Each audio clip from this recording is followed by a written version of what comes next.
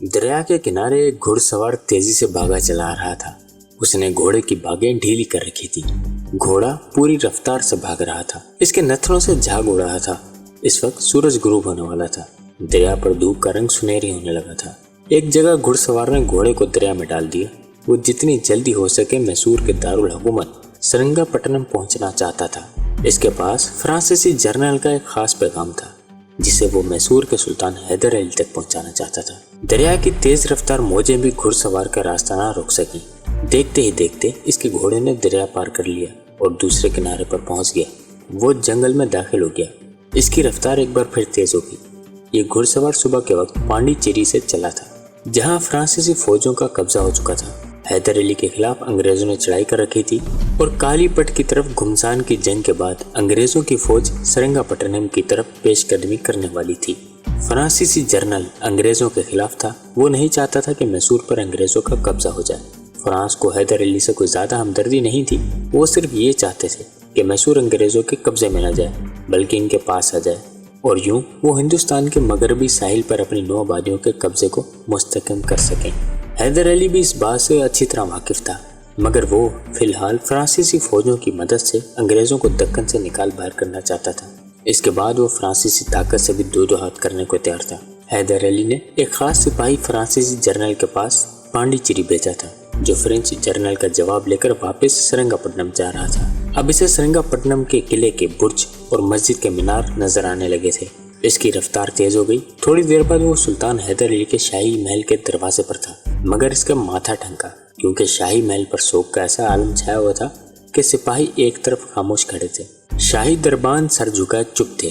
محل کے دروازے کے اوپر شاہی بارادری میں 4 مولوی صاحبان قرآن کریم کی تلاوت کر رہے تھے۔ سپاہی نے دربان سے ڈرتے ڈرتے کہا، میں سلطان حیدر علی کے لیے فرانسیسی جرنل کا خاص پیغام لے کر آیا ہوں۔ میرا نام بختاور خان ہے۔ دربان نے کہا، میں تمہیں جانتا ہوں بختاور خان، تمہیں اپنا تعارف کروانے کی کوئی ضرورت نہیں ہے، مگر اس وقت سلطان سخت بیمار ہیں، شاید وہ تم سے نہ مل سکیں۔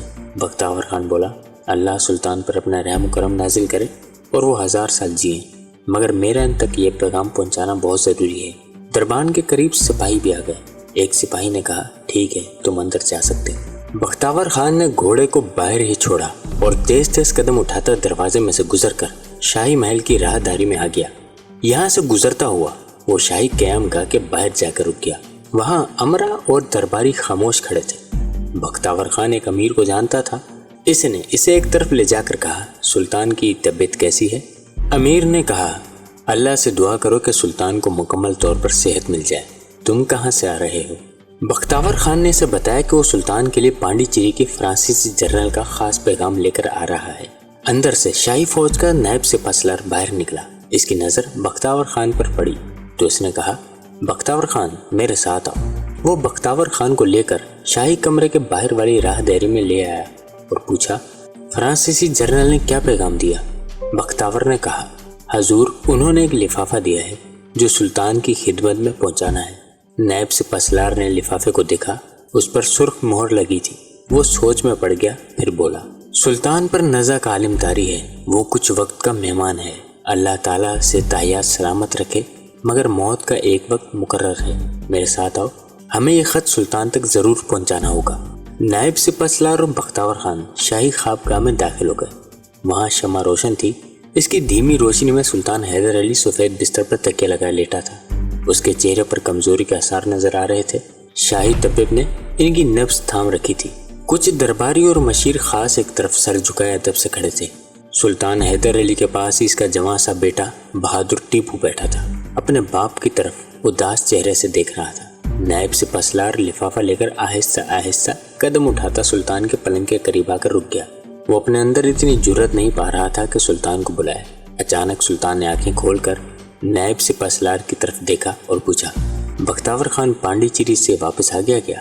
نائب سپہ سالار نے لفافہ آگے بڑھاتے ہوئے کہا، جی حضور، بختاور خان پانڈی چیری سے آ گیا ہے، وہ اپنے ساتھ فرانسیسی جرنل کا خط بھی لایا ہے۔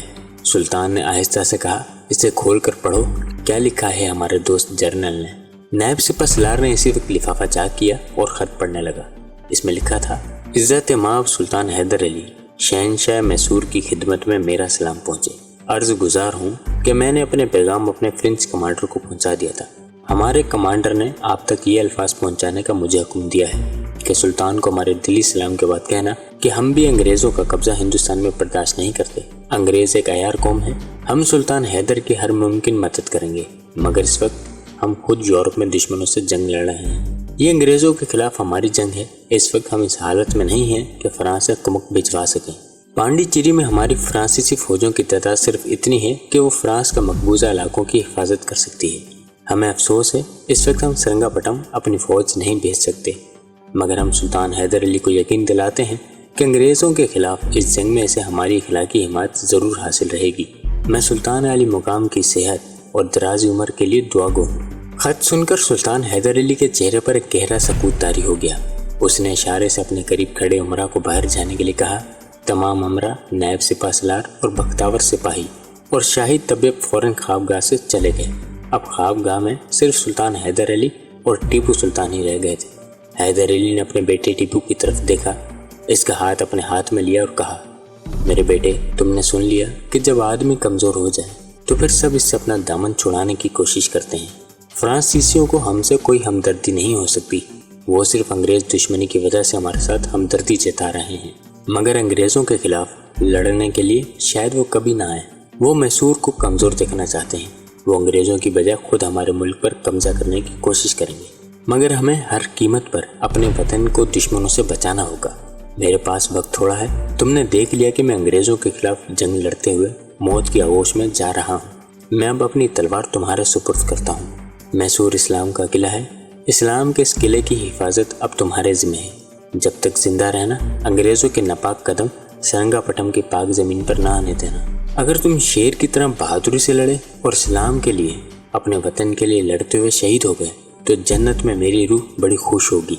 टीपू सुल्तान ने अपने बहादुर बाप का हाथ चूम लिया और कहा, अब्बा हुजूर, मैं अल्लाह को गवाह बनाकर आपसे वादा करता हूँ कि जब तक मेरी जान में जान है, मैं अंग्रेज़ों के नापाक कदम अपनी सरजमीन पर नहीं पड़ने दूंगा। मैं अपने वतन की हिफाजत करूंगा और इस्लाम का झंडा हमेशा बुलंद रखूंगा। इस्लाम के जिस परचम को आपने मेरे हवाले किया है वो इंशाल्लाह बुलंद रहेगा और सेरिंगापटम के किले पर हमेशा लहराता रहेगा। सुल्तान हैदर अली के चेहरे पर एक नूरानी खुशी झलकने लगी। इसने टीपू सुल्तान को शफकत से प्यार किया और कहा, अब तुम जाकर आराम करो, मैं इंशाल्लाह बहुत जल्द अच्छा हो जाऊंगा। मगर कुदरत को कुछ और ही मंजूर था। इसी रात सुल्तान हैदर अली का इंतकाल हो गया। महल पर उदासी छा गई। सब चिराग गुल कर दिए गए। महल पर स्याह मातमी झंडे लहराने लगे। रात के वक्त सुल्तान हैदर अली के खाकी जिस्म को मकबरा शाही में पूरे शाही एहतमाम और एहतराम के साथ दफना दिया गया। दूसरे रोज से सुल्तान टीपू ने सेरिंगापटम की हुकूमत और फौज की कमान संभाल ली।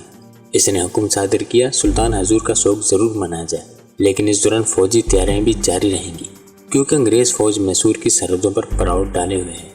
फौजी तैयारियां पूरे जोरों शोर से शुरू हो गई। 7 दिन तक असले की तैयारी होती रही। सुल्तान हैदर अली ने हिंदुस्तान की जंगी तारीख में पहली बार रॉकेट इजाद किए थे। ये रॉकेट हवाई की तरह छोड़े जाते थे और दुश्मन की सफ़ों में हर तरफ आग लगा देते थे। इन रॉकेटों की तैयारी किले के नीचे एक महफूज मकाम पर होती थी। शोक के दिन गुजर गए।